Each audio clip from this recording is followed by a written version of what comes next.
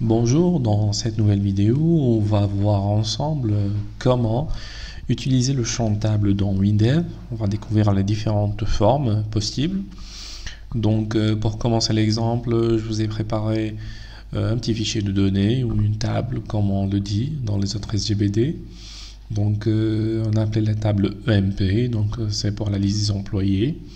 On a donc notre identifiant automatique avec les autres rubriques, donc le nom, prénom, salaire et fonction. Si vous remarquez, on a donc l'idée c'est la clé unique, l'identifiant unique du fichier ou de la table, et puis le nom, j'ai mis exprès la clé avec doublon et on va découvrir pourquoi tout à l'heure. Donc nous passons à la fenêtre principale. On a trois champs de table. Donc comme vous pouvez voir ici, donc on a la table fichier avec accès direct, la table fichier mémoire et la table mémoire où je vais l'appeler la table programmation. On va voir le remplissage des données par programmation. On le teste tout de suite. Donc qu'est-ce qu'on a ici? Donc on va accéder à la table fichier direct, le nom, le prénom, le salaire et la fonction. On voit bien que les données sont chargées directement. Pour la table fichier mémoire, même chose, les données sont chargées, mais on a le bouton rafraîchir en bas, on va voir pourquoi. Et finalement la table programmation, la part programmation, la table elle est vide, et on doit bien cliquer sur le bouton, activer un autre bouton, on va activer le traitement lorsqu'on clique sur celui-là, pour remplir la table.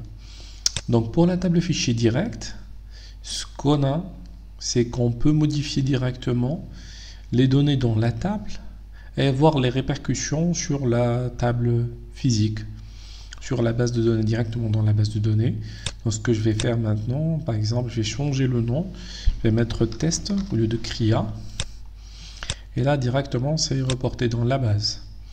Je vais changer les montants, là je vais mettre 100, 500, 2000. Pour savoir ce qui a été changé, on va passer aux autres tables. La table fichier mémoire, on a toujours les anciennes données. La table par programmation aussi. Donc là, pour rafraîchir, on doit cliquer sur le bouton en bas. Rafraîchir ici, donc la table mémoire, on a les données mises à jour. La table par programmation, même chose. Et on va voir ce qu'il y a dans le code tout de suite.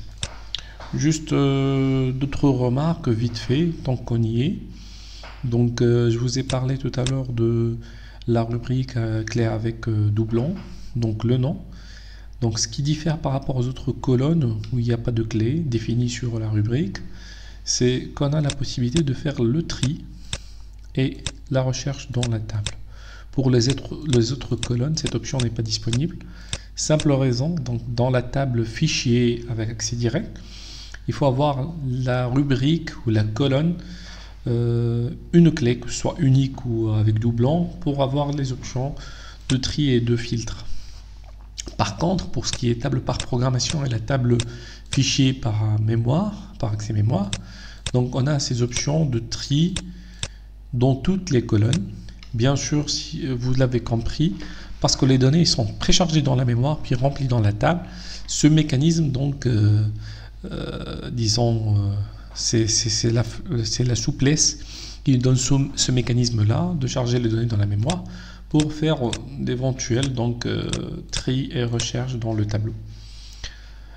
Pourquoi on a mis les boutons rafraîchir en bas? Bien sûr, puisqu'on a parlé de mémoire, c'est que les données sont chargées en mémoire puis remplies dans le tableau, donc il n'y a pas d'interaction en temps réel avec la base.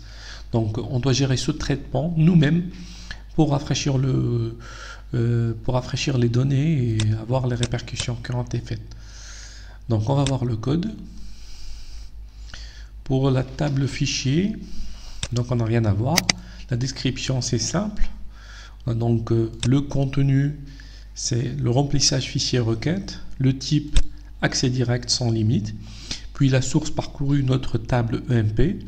La rubrique de parcours c'est lié EMP. Et puis pour les colonnes, si on accède à l'option liaison, on voit bien que chaque colonne elle est liée à la rubrique correspondante de la table EMP. Pour la table fichier accès mémoire, c'est la même chose. Seule différence dans le contenu, pas celle-ci, excusez-moi. Seule différence dans le contenu, c'est on a chargé mémoire et non pas accès direct. Là, bien sûr, on a la possibilité de mettre une limite maximale des données qui seront préchargées dans la mémoire et remplies dans le tableau. Même chose pour les rubriques, on voit bien les liaisons avec les rubriques correspondantes. Le bouton rafraîchir dans ce cas, simple, on utilise l'instruction table affiche et T à début, j'ai mis T à début comme option, vous pouvez découvrir d'autres options, donc dans l'aide, tout est décrit. T à début, ça nous permet de rafraîchir le contenu de la table depuis la première ligne. Et puis pour ce qui est la table par programmation, le rafraîchir, là on va voir donc l'action par programmation pour effacer la table en premier lieu, pour vider l'ancien contenu. On a utilisé l'instruction table supprime tout. Et puis on a fait un petit parcours de la table MP avec un pour tout et MP. Et on ajoute manuellement ligne, donc table ajoute ligne, le nom de la table. Et puis chaque colonne ou chaque rubrique correspond à la colonne à laquelle doit être liée. Donc on a le nom, puis prénom, salaire et fonction. Et là on peut jongler, donc on peut faire d'autres modifications. Pour le manuel, je peux ajouter par exemple un préfixe avant le nom. Je vais mettre T-plus et on va tester. Donc là ça donne plus de souplesse de faire des modifications dans la table de programmation.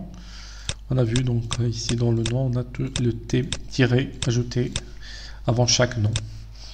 Donc moi personnellement je préfère toujours travailler avec les tables par programmation parce que j'ai plus de possibilités d'activer mes traitements, de paramétrer, plus de souplesse, de jongler avec les instructions. Parfois on est contraint d'utiliser, donc c'est pas une mauvaise chose bien sûr, mais on utilise les tables liées, donc dans des usages particuliers.